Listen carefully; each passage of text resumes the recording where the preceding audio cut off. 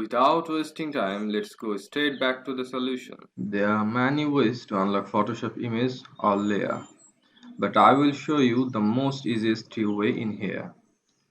First, after dragging the image into your Photoshop, you will see the lock icon and you can't edit the image or the layer.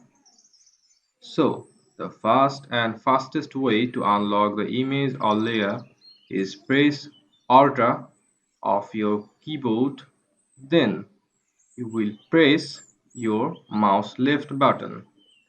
That's it. You will see the image or layer is been unlocked. Now, the second way is double click the image layer, then a pop-up will appear. Now just click on the OK button. Then the image or the layer will be open. Now, the third and last way to unlock the image or the layer is actually used for group of layer unlock or lock.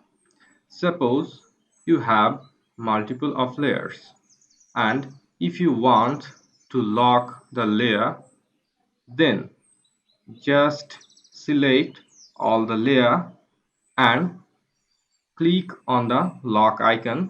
Here you can see the lock icon. Okay, now the group of layer will be locked.